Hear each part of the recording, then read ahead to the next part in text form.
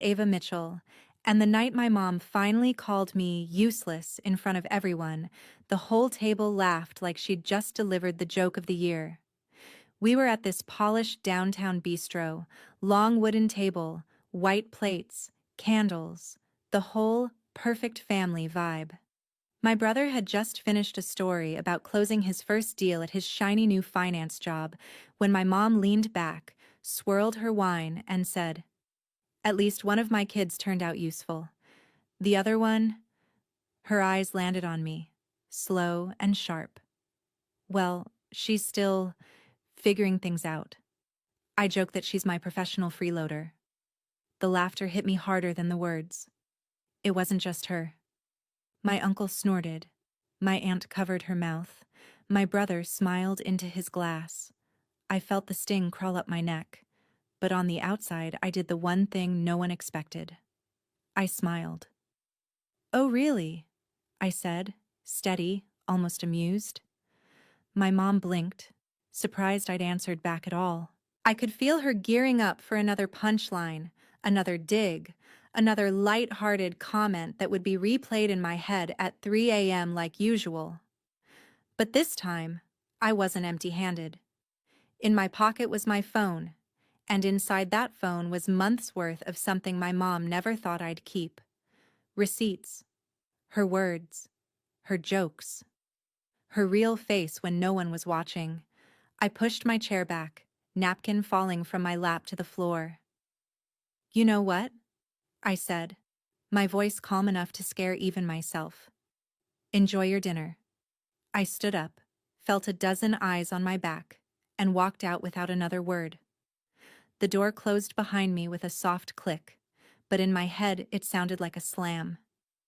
By 8:30 a.m. the next morning, my phone would be blowing up with my mom's screaming voicemail. "What happened? Why would you do this?" But before I tell you what she said, and what I did that turned one family dinner into a full-blown war, drop a comment and tell me what time it is, where you are, and where you're watching from. I want to see how far this story travels. People think explosions happen out of nowhere, but they don't. They build. One spark at a time. For me, it started months before that dinner. I was standing in my tiny studio kitchen, still in my food truck t-shirt, staring at a bank notification that might as well have said, "Nice try." Rent. Truck insurance. Ingredients. My life was one long receipt and not nearly enough income. My phone rang, her ringtone already heavy in my chest. "So," my mom started, the way she always did when she was about to tear me down. "How's the little taco experiment going?"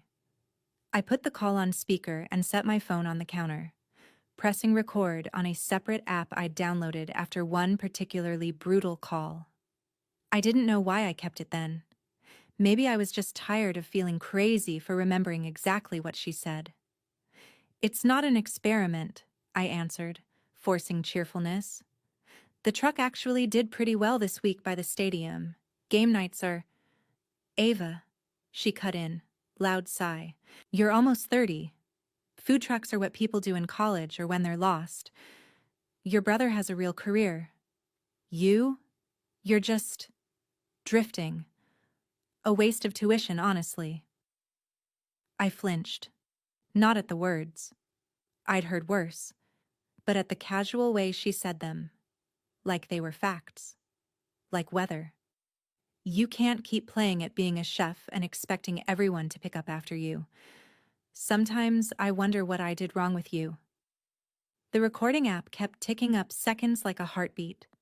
When the call ended, I stared at the file name. Call, Mom, Tuesday. I should have deleted it. Instead, I renamed it Receipt Number 1 and dropped it into a hidden folder. After that, it became a habit. Every time she called with concern, every time she joked about me being broke, irresponsible, useless, I'd hit record. Receipt number 7. You'll never make it without me. Receipt number 13. You're dead weight. Receipt number 23. Maybe you're just not good at anything. It wasn't about revenge back then. It was survival. Proof that I wasn't imagining it. Proof that the way she treated me wasn't just how families talk. The idea of using them came later, on the night my brother got his promotion and my mom decided to host a celebration that somehow turned into a roast of me. The restaurant was her choice, a place where the server pulled out chairs and the menu didn't list prices. "For my successful son," she'd said while texting the family group chat, attaching a picture of him in a suit. I didn't make the photo.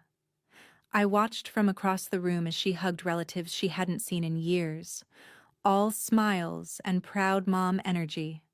When I walked up, she glanced at my sneakers, my worn black jeans, the faint smell of grilled onions still clinging to my hair. "You couldn't change?" she hissed under her breath. "This is a big night. Try not to make it about you." I bit my tongue so hard I tasted blood.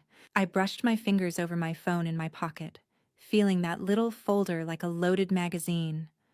I hadn't planned to use it. Not exactly. But then the drinks started flowing, and the stories did too. My brother's achievements, my mom's sacrifices, my quirky decision to quit a corporate marketing job and chase a food truck dream that she never missed a chance to call temporary. "We joke," she said loudly to my aunt just before the main course arrived, "that if anything happens to us, at least we know one child can handle life. The other one," she made a helpless gesture with her hand, "well, God gives every family a free spirit." The table laughed. My aunt actually clapped. Heat crawled up my spine. My free hand slipped into my pocket and opened my hidden folder. 23 recordings stared back at me. For the first time, the thought didn't scare me. It steadied me. Maybe I was done being the only one who knew what she was really like. Maybe it was time everyone else heard what she sounded like when the party was over and the mask slipped. By the time dessert menus hit the table, I had a plan. Not fully formed, not clean, but sharp enough to hurt. I checked the restaurant's Bluetooth name on my phone when the server walked away.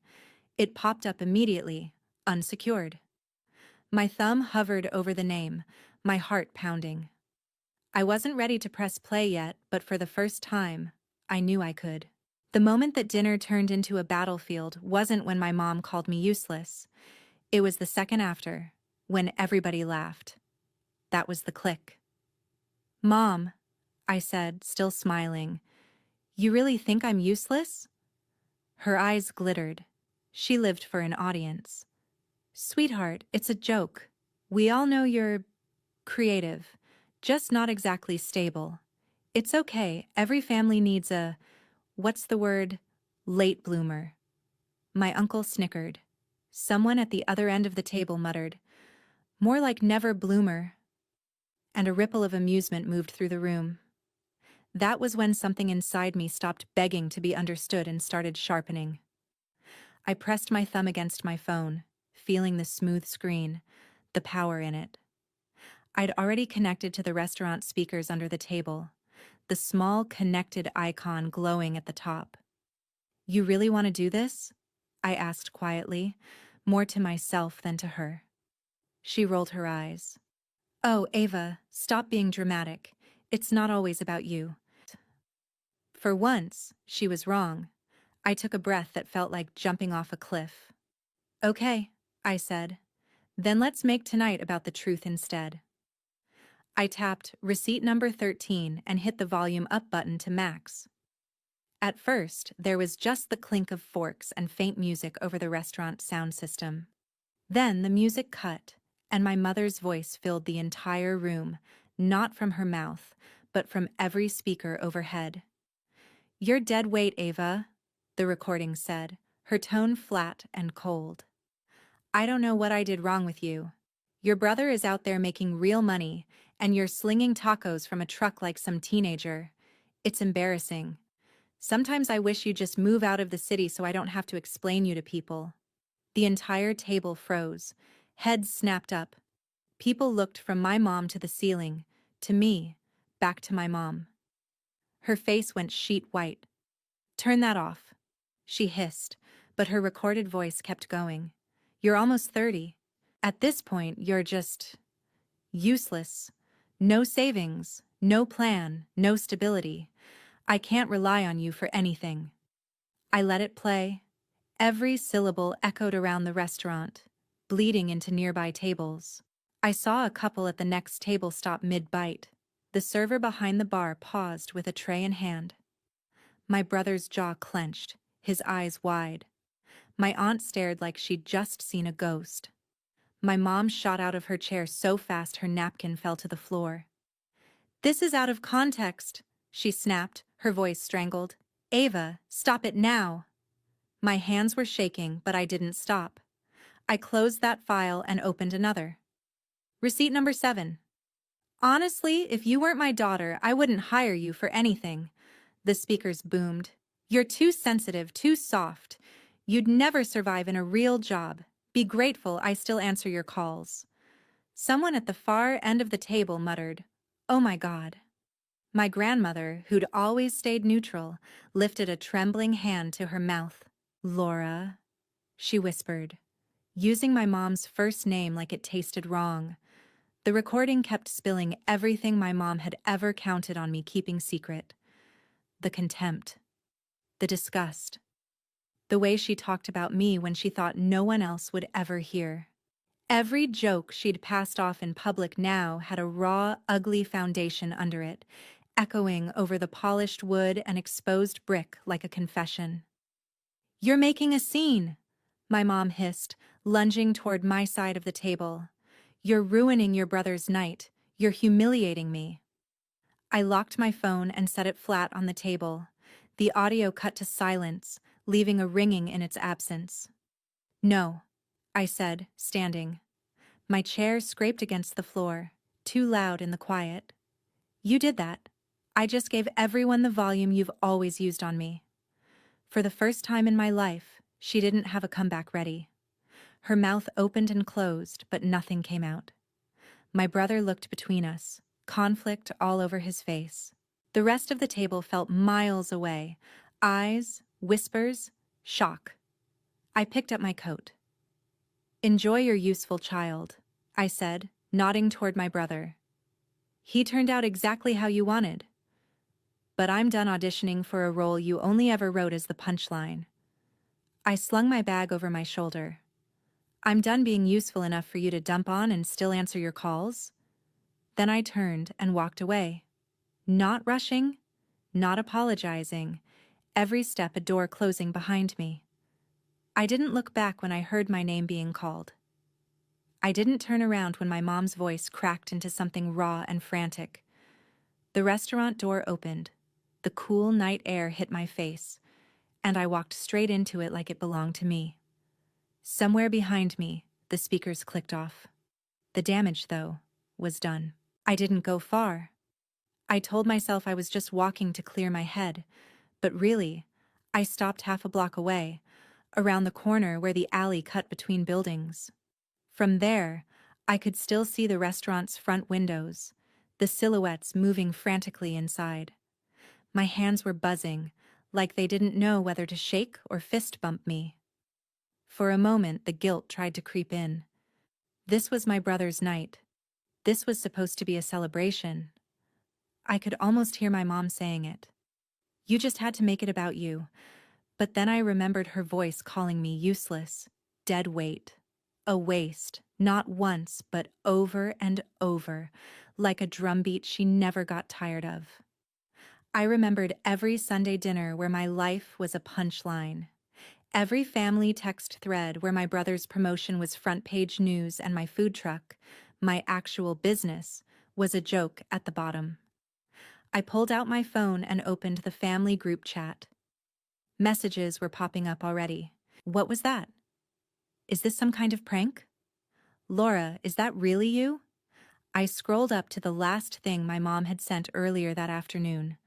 A photo of her and my brother in front of the restaurant, captioned, "So proud of my successful son." No mention of her daughter who'd spent 3 days prepping catering orders so she could afford to even show up.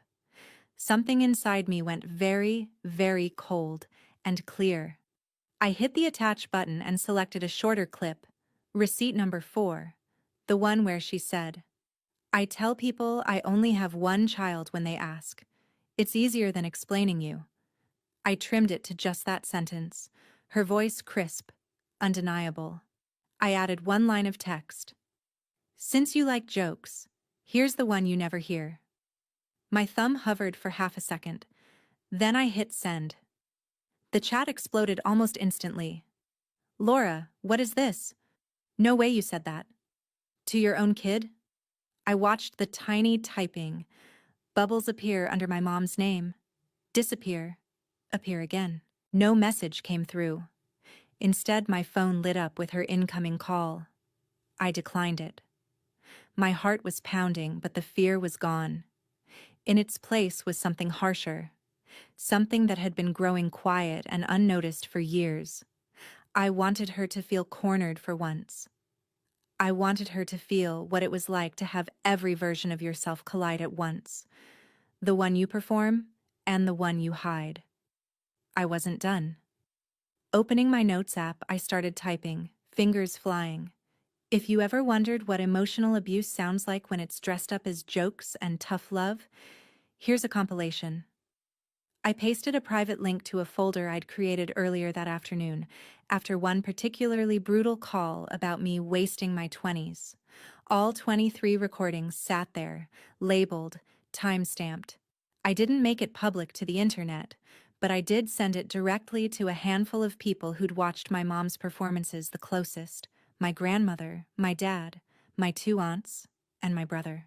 My dad's name stayed on delivered for a long time.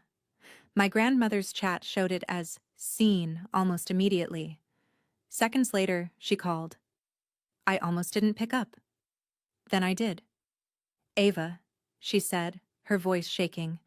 Is that really your mother?" "Yes," I said simply. That's how she talks to me when no one else is around. Silence hung for a beat. Then quietly, "I had no idea." I swallowed hard. That's the point. No one was supposed to. I could hear clinking, chairs scraping faintly in the background. She was still at the restaurant. "I'm going to speak to her," my grandmother said, sudden steel in her tone. "This is not how we treat family. Not in my house. Not with my name." For once, the shame wasn't mine to carry. "Do whatever you want," I said.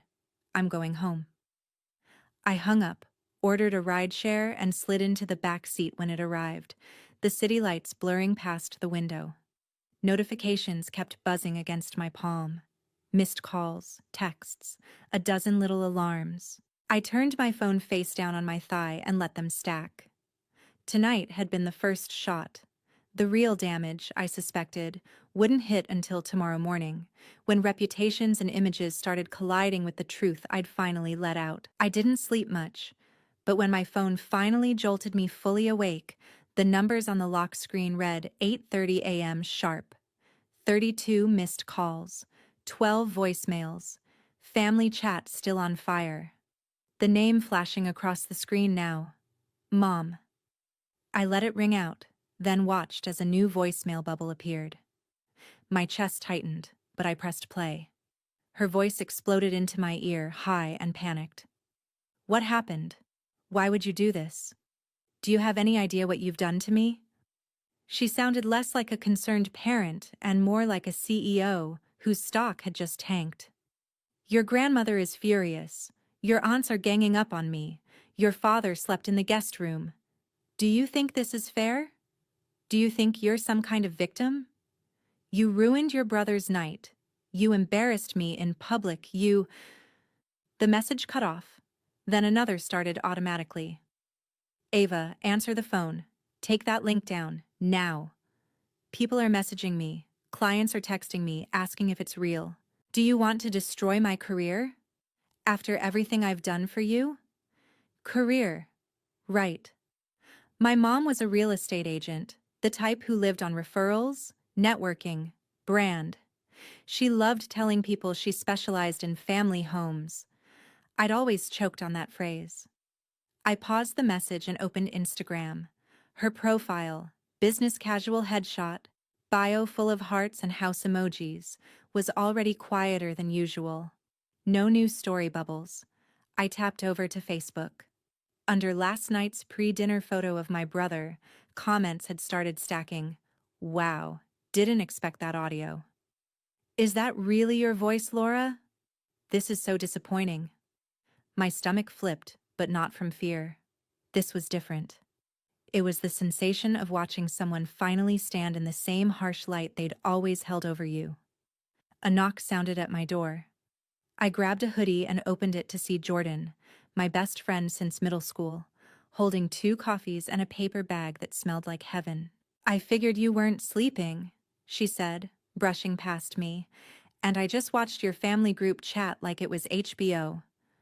I snorted despite myself. That bad? Oh, it's a full series, she said, dropping onto my couch.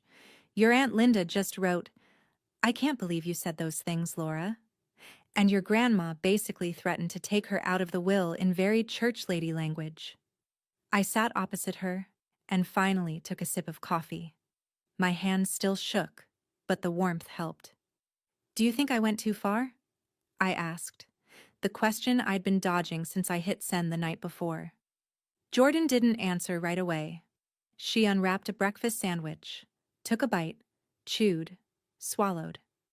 You didn't lie, she said finally. You didn't edit her words to make them worse. You just made them audible to the people who needed to hear them. If she's embarrassed, that's not on you. I exhaled slowly. She says I destroyed her career. Jordan shrugged. Maybe she shouldn't build a brand on being family-focused while verbally body-slamming her own kid. Actions? Consequences? I leaned my head back against the couch. I wanted her to stop. To realize she can't keep calling me useless and then expect me to show up smiling. She wanted you quiet and available, Jordan corrected gently. You chose loud and gone. That's what she's mad about. My phone buzzed again, this time with a text from my grandmother. I told your mother she will not be welcome at Sunday dinner until she apologizes to you, properly and publicly. I read it twice, stunned. She's really on your side? Jordan asked. Looks like it. Another text came through before I could respond. This one from my dad. We need to talk. I didn't know it was that bad. I'm sorry I didn't see it. I stared at the screen, guilt poking at me again. He's collateral damage, I muttered. He let it happen, Jordan countered. Maybe this is his wake-up call too. I thought of my mom's voicemail again, her panicked, furious voice. What happened? Why would you do this?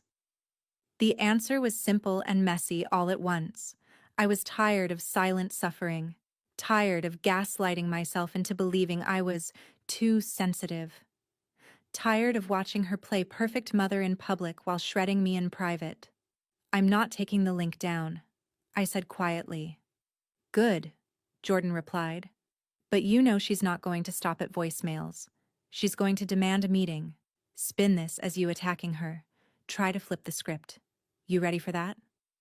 I closed my eyes for a moment, then opened them with a steadier gaze. If she wants to talk, I said, she can do it somewhere neutral. And this time, I set the rules. The text came that afternoon. We need to talk. Coffee at 3? You pick the place. It wasn't like her to let me choose. That alone told me how rattled she was. I picked a cafe across town, one she'd never step into by accident with clients or neighbors, a place with mismatched chairs and indie playlists, far from her manicured world. When I walked in, she was already there, arms crossed, sunglasses on even though we were indoors. Power pose, like she was walking into a negotiation. I sat down across from her without saying anything. The silence stretched until she finally tore off her glasses and glared at me. What you did was unforgivable, she started, voice low but pulsing with anger. You humiliated me in public. You blindsided the entire family. You jeopardized my job. You humiliated yourself, I cut in, keeping my voice even. I just hit play. Her eyes narrowed.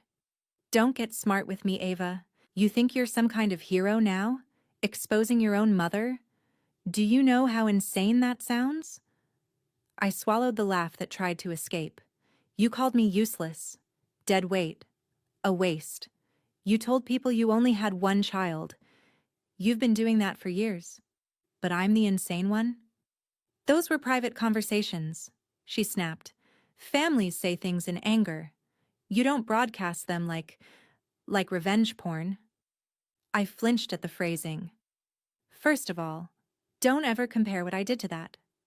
Second, you weren't angry in most of those recordings. You were calm, casual. You meant every word. She opened her mouth, closed it, opened it again. I was trying to wake you up, she insisted. Tough love. You've always been so soft, so sensitive. If I didn't push you, you'd still be living at home and doing nothing. I run a business, I said sharply.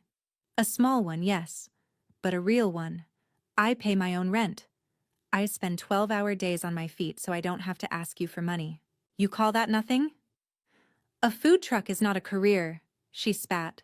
Your brother is building a future. You're selling tacos in a parking lot. I was just trying to get you to see reality. No, I said quietly. You were trying to make sure I never believed I could succeed without your approval. There's a difference. We stared at each other, the air between us cracked and brittle. Eventually, she leaned back, folding her arms again. Fine, she said. Let's say I went too far sometimes. You still had no right to weaponize those recordings against me. You will take them down. Today. You will message everyone you sent them to and tell them you exaggerated, that I was just stressed, that you misunderstood. And you will apologize for making me look like a monster. There it was, the command, the script she expected me to follow. The old me would have caved, apologized just to stop the discomfort, deleted everything and convinced myself I'd overreacted. But that version of me had walked out of the restaurant and wasn't coming back. No, I said. Just that. A simple word that felt like flipping a table. Her mouth fell open. Excuse me? I'm not taking anything down, I repeated. You're not going to rewrite this as me attacking you. I didn't splice your words. I didn't fake anything. I just refused to keep your secrets for free. Her jaw clenched so tight I could see the muscles jump. Do you have any idea what this is doing to me? She hissed. To my business? People are canceling showings, Ava. Do you want me to lose my income? Do you want to destroy me? I let out a slow breath. I don't want to destroy you, I said. I want you to feel consequences. For once. You've been coasting on this perfect mom image while tearing me apart in private. That ends now. So what, you're going to hold those files over my head forever? She sneered. Blackmail your own mother? No, I said again. I'm giving you a choice. She laughed, contemptuous. Oh, this should be good. I met her gaze, steady. You want any chance of those links staying contained to family? I said. You want even the possibility of rebuilding a relationship with me? Then here are my terms. 1. You send a written apology to every person in that group chat. You, not me, acknowledging what you said and how you treated me. No, if I hurt you, nonsense. A real apology. Her nostrils flared. 2. You stop using me as a joke. No more useless daughter stories at parties. No more backhanded comments at dinner. You talk about me like I'm a human being, or you don't talk about me at all. You don't get to dictate. 3. I said, talking over her for the first time in my life. You stop taking money from Grandma for a year. You've been leaning on her gifts while acting like you're the one holding everyone up. You don't get to play martyr and beneficiary at the same time. You want to talk about being useful? Stand on your own for once. That one landed. She recoiled as if I'd slapped her. How dare you drag my finances into this? She whispered. Grandma called me, I said. She told me how much she's been covering for you, how you convinced her to help with your business expenses because you had to carry 2 kids. You used me as an excuse to milk her while treating me like trash. Watch your mouth, she snapped, voice cracking. No, I repeated, settling back in my chair. You don't get to demand my silence anymore. Those are my terms. Real apology. No more public humiliation. No more quiet money from Grandma for a year. You do that, and I leave the recordings where they are. Contained. You don't. And I don't promise anything about where they end up. For a long moment she just stared at me, stunned. Then the tears came. Not the soft, sad kind, but the angry, self-pitying ones. You're cruel, she choked out. I raised a cruel, ungrateful child. No, I said, my voice tired but calm. You raised a child who finally stopped confusing your comfort with my safety. I stood up. You have my number, I added. Use it when you're ready to accept what you did instead of only caring about how it makes you look. I walked out before she could answer. This time, I didn't wait around the corner. I didn't need to hear her spin. The consequences were already in motion. In the weeks that followed, my life felt like a before and after photo. Before, every family gathering a minefield, every phone call a potential ambush, every joke hollow as it landed on my shoulders. After, silence. At first, it was almost eerie. No daily suggestions from my mom about real jobs I should apply for. No texts reminding me how far behind I was. The family group chat, once a place where my mom performed motherhood like it was theater, changed tone. My grandmother started sending more messages directly to me, asking about my schedule, my truck, sending old recipes she thought my customers might like. My dad, who had always floated quietly at the edges of these dynamics, asked if he could come by the truck one weekend. When he did, he stood in line like everyone else, ordered 3 tacos and a quesadilla, and tipped like he was trying to pay back interest on years of looking away. I should have stopped her, he said quietly when the crowd thinned. I heard pieces. I told myself you could handle it, that she didn't really mean it, that it was just how she was. I handed him a soda, leaning against the metal counter. You see it now, I said. That's what matters. It doesn't fix what you went through, he replied. But I'm here now, however you need me to be. I didn't forgive him in that moment, but I believed him a little, and that was enough. As for my mom, she stayed stubbornly silent at first. No apology, no acknowledgement. I knew from the family grapevine that things were unraveling. Grandma had pulled back financial help, just like she'd promised. If you can't respect your own child, she'd told my mom, you don't get to hide behind mine. My mom's social media presence dimmed, fewer open house posts, more vague quotes about being betrayed by those you love. I ignored them. Then, one night, as I was closing up the truck after a long day, my phone buzzed with a new message from her. No preamble, just a wall of text. I never thought my own daughter would be the one to break me, it started. Not a great beginning. I almost closed it right there, but I kept reading. I've spent my whole life trying to push you to be stronger because I was terrified you'd fail, she wrote. I see now that what I called pushing was actually me tearing you down. I don't know how to be any other way. My mother was worse to me. I thought I was doing better. There it was, the classic generational card. In the past, that would have melted me. This time, it didn't. None of this excuses what I said to you, she continued, and that made me pause. I listened to those recordings, the ones you sent to your grandmother.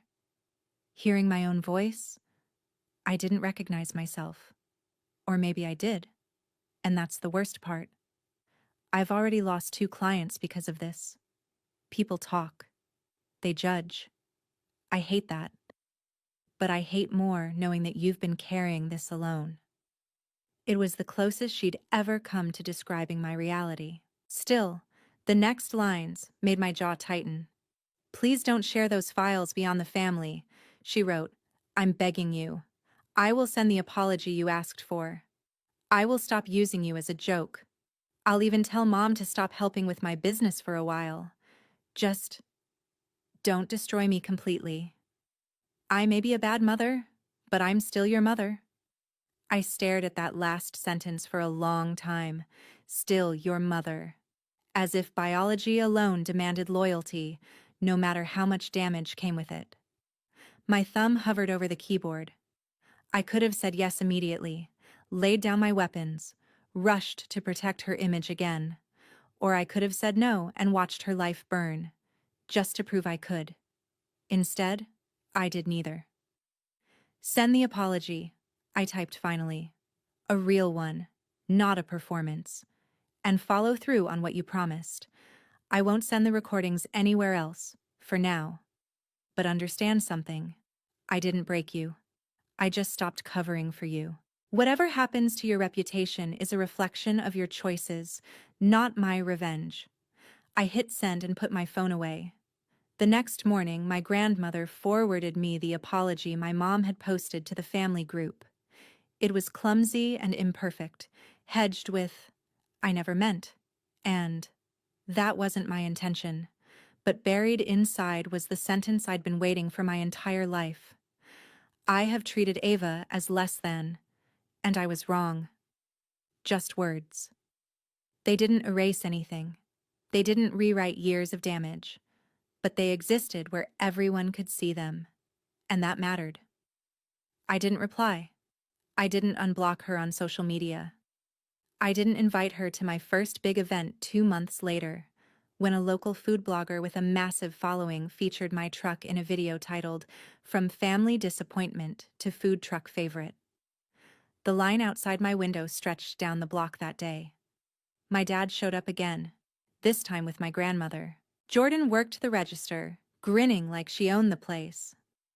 At one point, I caught my reflection in the truck's metal surface, hair pulled back, apron stained, eyes tired but bright. Not useless, not dead weight. A person who built something out of scraps and spite and love and stayed standing when someone tried to convince her she was nothing. Later that night, as I was finally closing up, a new message came in from my mom. Short this time. "Saw the video. You looked happy. I'm glad you're doing well." I stared at it for a second, then locked my phone and slid it onto the counter. I didn't answer. Maybe one day I'd be ready to talk. Maybe not. Either way, I didn't owe her my forgiveness just because she'd finally been forced to face herself. I wiped down the last surface, turned off the lights, and stepped out into the cool night air. For the first time in a long time, my life felt like mine.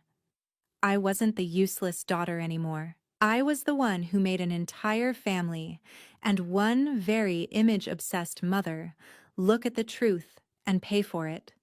And I was just getting started. The antagonist in this story, the mother, embodies a very real kind of quiet cruelty. Emotional abuse disguised as jokes, tough love, and high standards. She cares more about image and control than her daughter's feelings, until her own words are finally exposed. While her behavior is harmful and inexcusable, her downfall teaches an important lesson. Power built on humiliation and fear will eventually collapse when the truth comes out. The positive takeaway is that we are not obligated to tolerate disrespect from anyone, even family. By setting boundaries and speaking up, we protect our self-worth and encourage healthier, more honest relationships.